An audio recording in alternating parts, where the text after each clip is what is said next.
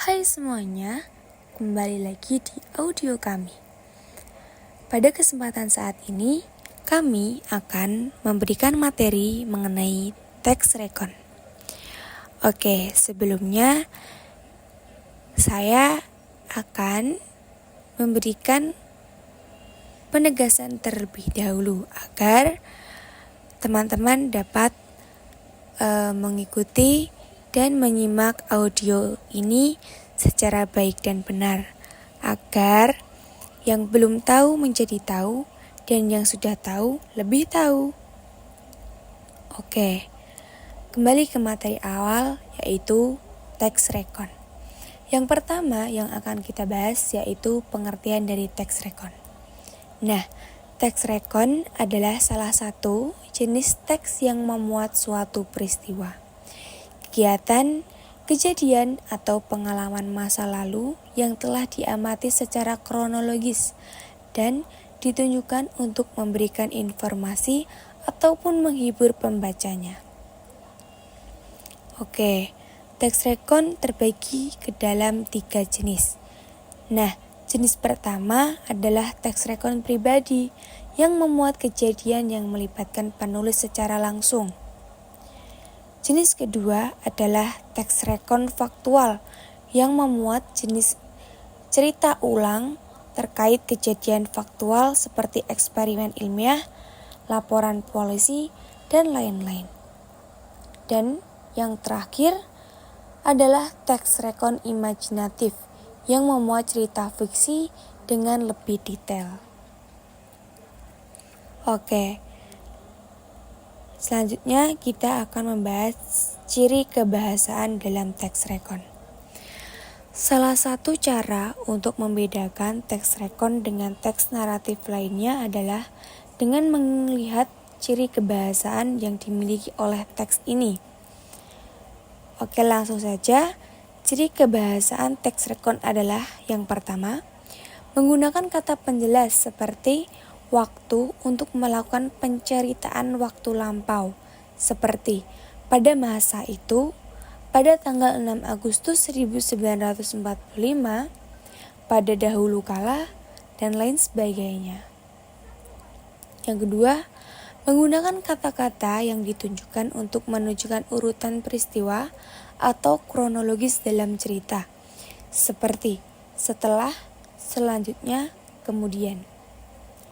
Oke, yang ketiga, menggunakan kata yang menunjukkan kata tempat dan waktu, seperti Kota Bandung pada tanggal 24 Maret 1946. Selanjutnya, menggunakan kata kerja aksi, seperti mengeksploitasi, meledakan, dan lain sebagainya. Nah, dan yang terakhir adalah menggunakan kata sifat seperti saksama, kacau, dan lain-lain. Selanjutnya masuk ke dalam struktur teks rekon. Struktur teks rekon merupakan sebuah penggambaran terkait bagaimana teks tersebut disusun. Langsung saja, struktur dari teks rekon adalah yang pertama judul. Di dalam judul meliputi kata atau frasa kunci yang mewakili keseluruhan teks. Yang kedua, orientasi. Nah, pada bagian orientasi ini adalah bagian pengenalan atau pembukaan dari sebuah teks. Biasanya memuat gambar umum dari cerita yang akan dibawakan. Yang ketiga, yaitu urutan peristiwa. Urutan peristiwa meliputi rekaman peristiwa yang terjadi dan biasanya disampaikan melalui urutan kronologis. Bagian ini merupakan inti dari teks rekon. Nah, yang terakhir yaitu reorientasi. Meliputi pembahasan ulang peristiwa, biasanya disertai komentar pribadi penulis. Bagaimana ini bersifat opsional, yang artinya tidak semua teks rekon terdapat bagian ini. Oke, pembahasan terakhir kita masuk ke dalam contoh teks rekon. Nah, ini ada judul Candi Gedong Songo.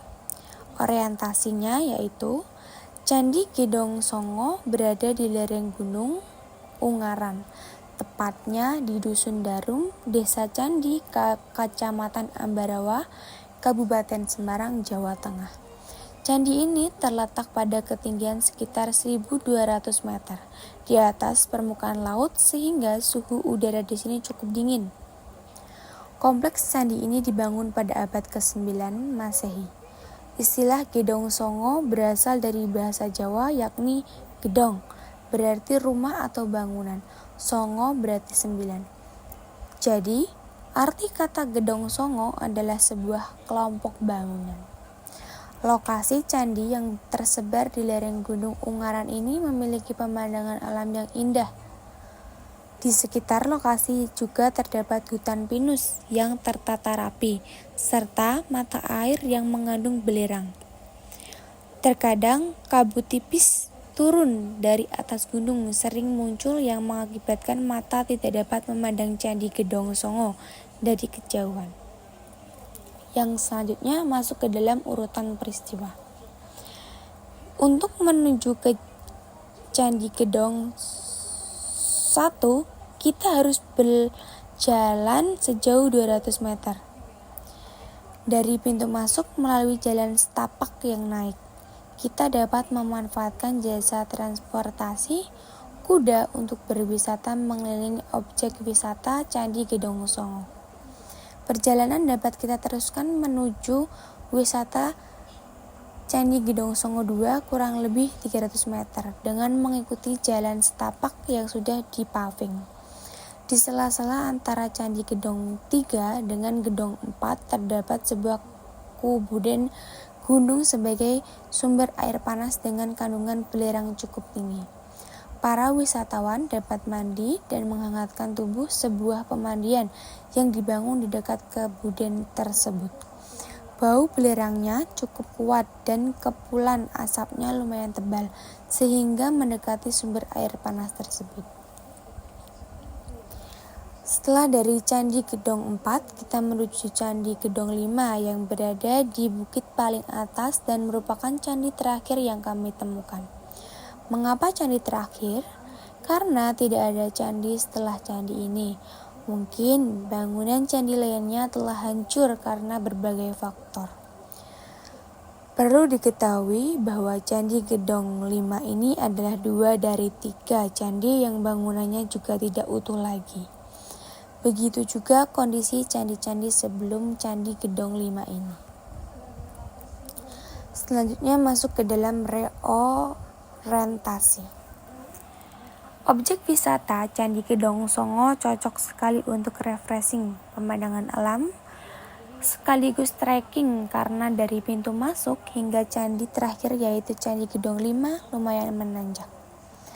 Sangat dekat dengan puncak Gunung Ungaran, pemandangan dari Candi Gedong 5 sangat indah sekali.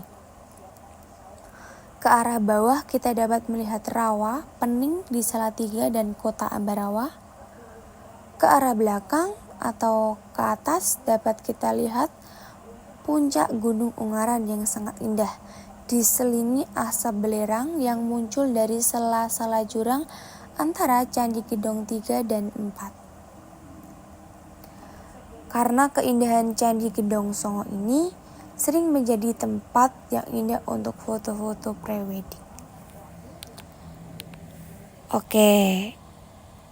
Nah, contoh tersebut menjadi penutup dari audio kami yang materi kami sampaikan yaitu teks rekon. Baik, audio akan kami tutup. Terima kasih telah mendengarkan audio ini. Semoga bermanfaat dan membantu.